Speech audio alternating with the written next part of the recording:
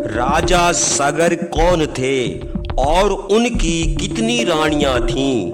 महाराज सगर के 60,000 पुत्रों के जन्म का क्या रहस्य है?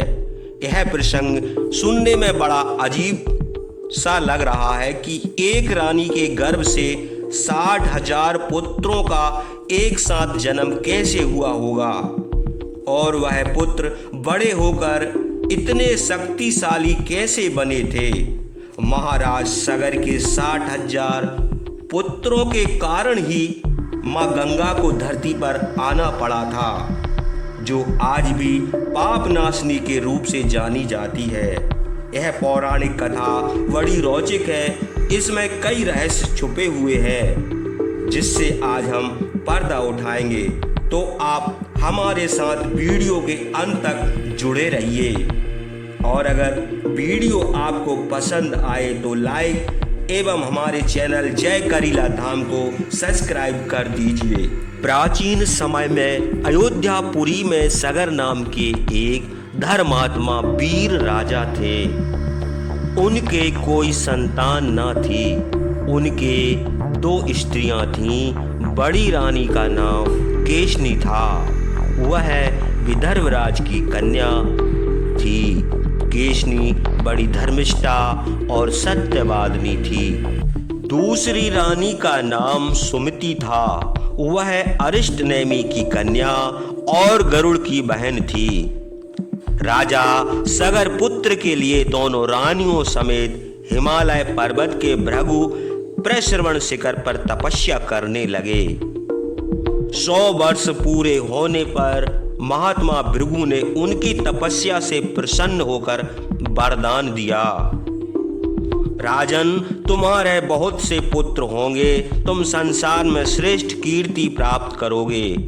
हे पुरुष श्रेष्ठ, तुम्हारी एक रानी से एक पुत्र और दूसरी से 60,000 पुत्र उत्पन्न होंगे। भृगु के यह कहने पर महाराज सगर की रानियों ने प्रसन्न होकर हाथ जोड़कर उनसे पूछा, ब्राह्मण, आपका वचन सत्य तो अवश्य ही होगा।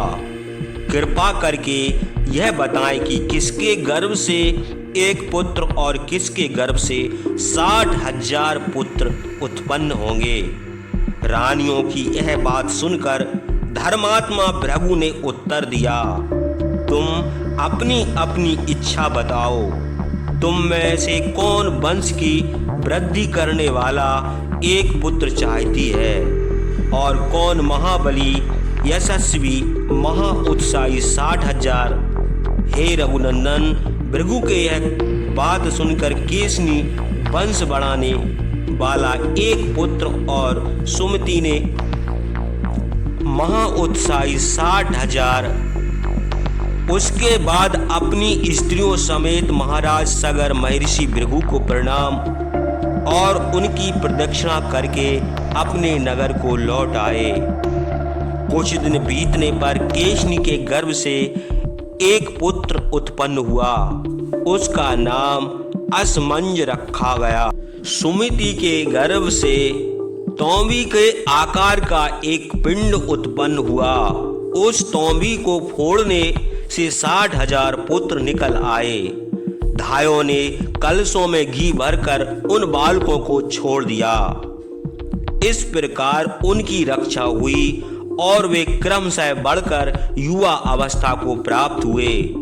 राजा सगर के ज्येष्ठ पुत्र असमंज बड़ा दुराचारी था। वह नगर के लड़कों को पकड़कर सरयू में फेंक देता था और उनको डूबते देखकर बहुत हंसता था। महाराज सगर ने नगर के लोगों का आहित करने वाले सज्जनों के शत्रु पापी असमंज को नगर से निकाल दिया।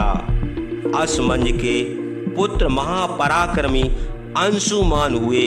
वे सबके प्रिय और प्रियवादी थे। कुछ दिनों बाद महाराज सगर ने यज्ञ करने का निश्चय करके यज्ञ कर्म में निपुण वेदज्ञ पुरोहितों की सलाह से यज्ञ की तैयारी का प्रज्वलित अग्नि के समान तेजस्वी महर्षि विश्वामित्र के मुंह से यह कथा सुनकर रामचंद्र प्रसन्न होकर फिर पूछा,